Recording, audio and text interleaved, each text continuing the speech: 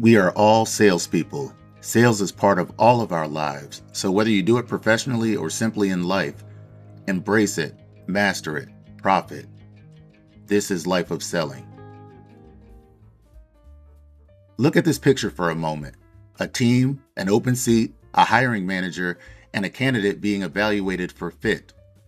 Most candidates think hiring decisions are made based solely on who has the best experience, who interviews the best, or sometimes who already knows somebody who works at the company. But from the hiring manager's perspective, the criteria is much simpler. I want to hire someone I feel comfortable with and be done with this entire process. This is where your selling skills come in. Whether you're a professional salesperson or not, your ability to communicate in this situation will determine whether or not you become the safe hire. Because most of the other candidates will completely misunderstand what the hiring manager is actually looking for. By the time you are sitting face to face in the interview, they have already seen your resume. Had they not, you wouldn't even be in the room. So now the evaluation changes. They are asking, can I trust this person to walk into my environment, improve the situation, and not create new problems? This is what most candidates completely miss. Put yourself in Elizabeth's shoes. She's behind her number and/or all other obligations that are on her plate. She is still meeting with leadership. She is still looking at resumes. She's still managing her pipeline. She's still dealing with customer escalations. She's trying to keep her team together. And all this is happening while there's still an open seat on her team. And like most professionals, there's probably other things going on outside of work that she has to deal with too. This is not a calm environment. Elizabeth is not hiring in a vacuum. The seat is open for a reason. Someone has been promoted, or someone has quit, or maybe someone has been fired or laid off, or the team is simply growing. But regardless of the reason, the gap creates pressure. Customers still need attention, opportunities still need coverage, deadlines still exist, and the rest of the team feels the weight of the missing person. And filling the seat is risky too. A bad hire costs time, momentum, credibility, training effort, customer confidence, and sometimes team morale. So Elizabeth not only has to hire quickly, she has to hire correctly. No leader enjoys being stuck between an empty seat and a bad hire. One creates ongoing pressure, the other creates even bigger problems down the road. And that tension changes how hiring managers evaluate candidates. Let's be clear, when I say safe hire, I do not mean boring, I do not mean average, and I definitely do not mean weak. What I mean is this. Safe is stabilizing. It means walking into a complicated situation and helping create clarity instead of confusion. It means reducing pressure instead of increasing it. Elizabeth already has pressure.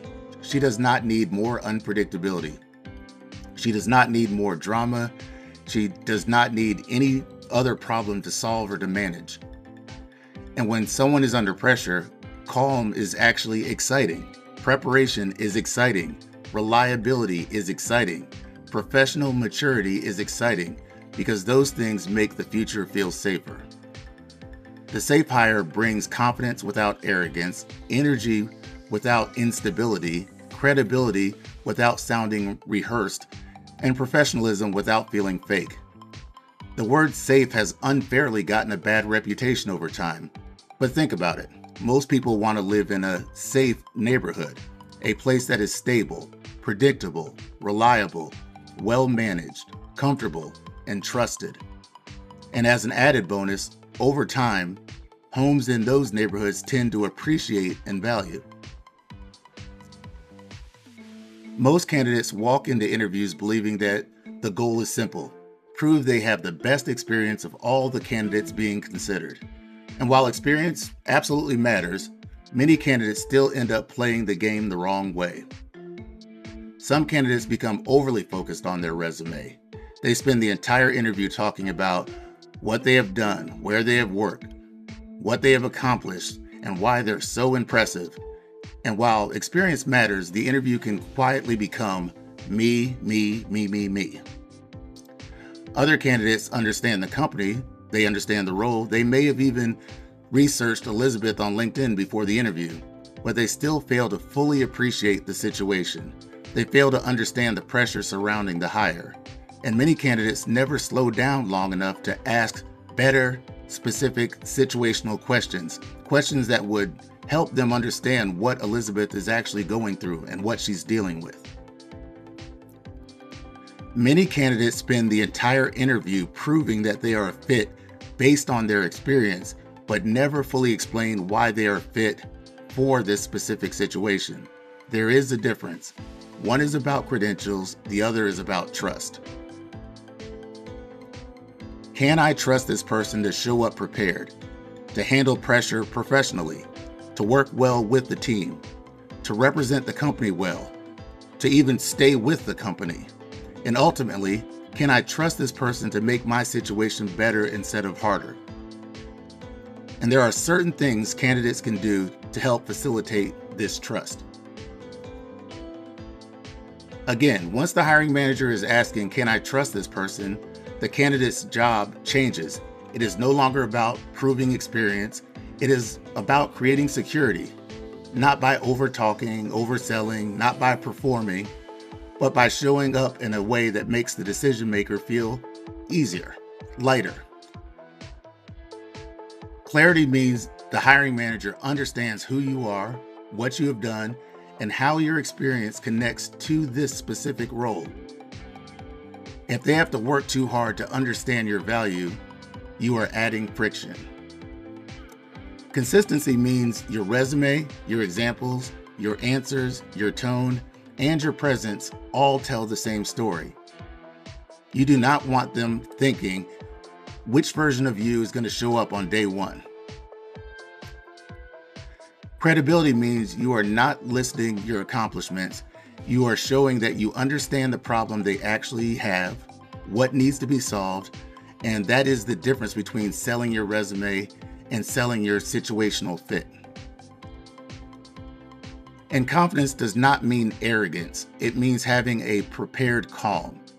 You know your story, you understand the situation, you can speak clearly under pressure, and you do not need to overperform the interview to prove you belong.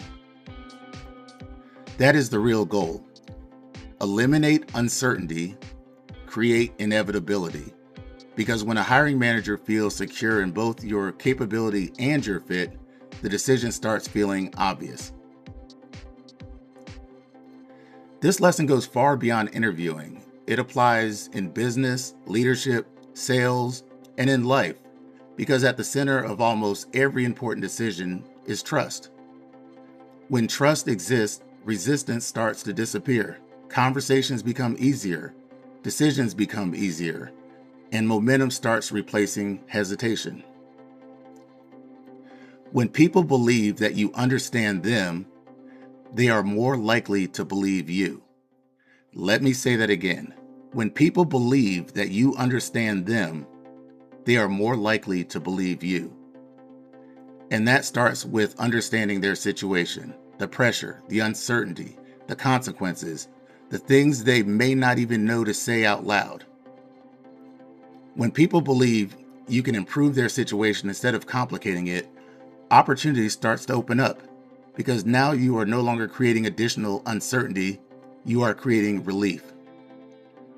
And in the end, that is what separates candidates who are simply qualified from candidates who actually feel safe to hire. When they feel understood, you become the safe hire. We are all salespeople. Embrace it, master it, profit. This is Life of Selling.